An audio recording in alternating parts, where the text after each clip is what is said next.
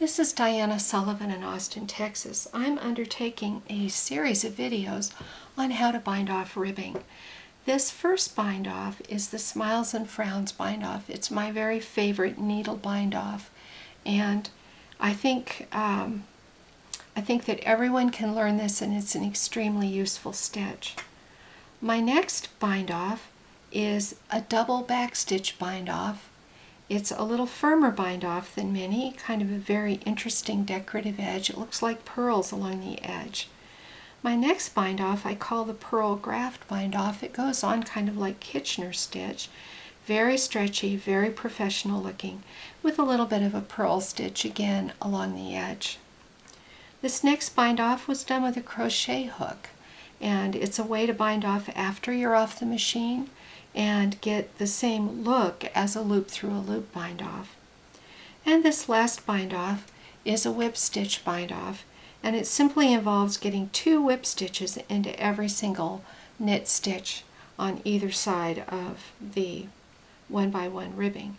So those are the different ways that you can bind off after the fact with ribbing, and I'm going to have a few little videos showing how to do these.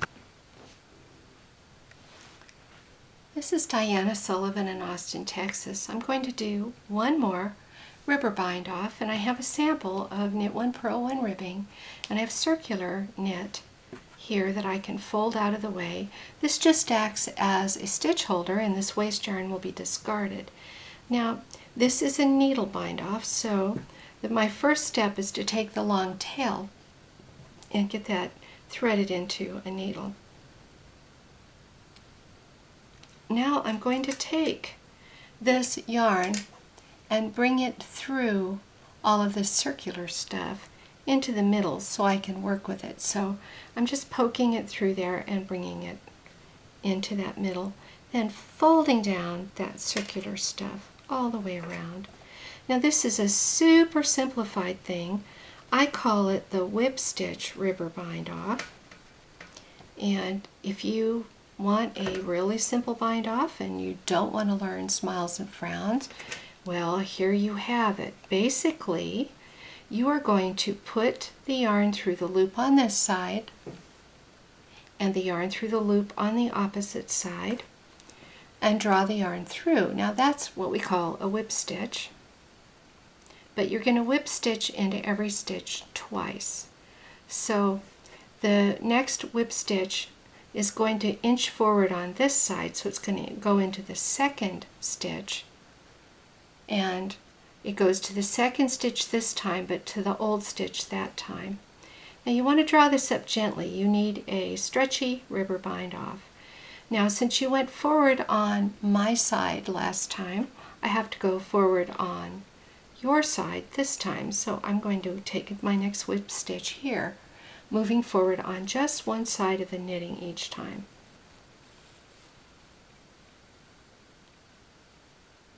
And I arrange my whip stitches so that they lie next to each other. I don't want them crossed. They look kind of funny. Maybe you'd like it that way. They look a little bit like pie crust stitch, but I have them laying parallel. So since I went to a new stitch on that side that time, this time I go to a new stitch on this side and back to that old stitch. This time I do the same stitch on my side and a new stitch on your side. Draw that up.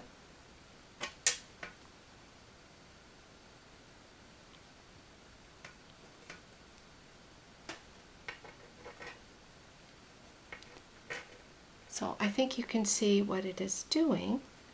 New stitch on this side and repeat that same loop on that side.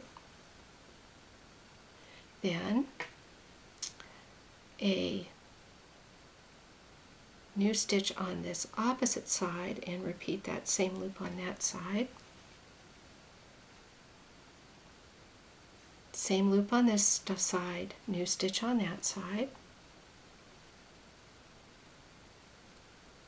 New stitch on this side, same loop on that side.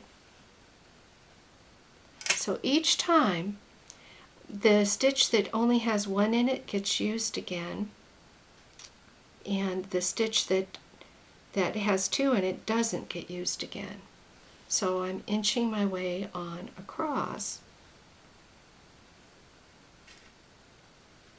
So I'm in a new stitch over here this last time. This time I want a new stitch on this side and the old stitch on that side. And a new stitch here, old stitch on my side. New stitch on my side this time, old stitch over there. See, they're just nothing but whip stitches. And I'll get them whipped on across the rest and show you how the bind off looks.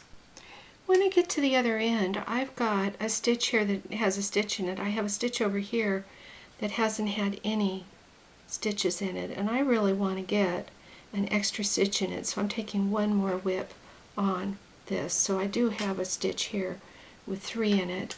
After everything is stitched, I'll just bring this yarn through the waste yarn to make it easier to unravel the waste yarn. Unravel my waste yarn. So how does that whip stitch bind off look? Well, it tends to bend the ribbing just a little bit. Here's the bind off edge, that's the cast on edge. So the ribbing sort of leans a little bit, but it is a neat, tidy bind off, and it's extremely stretchy. So not a terrible bind off. One more option for you when you want to do a needle bind off.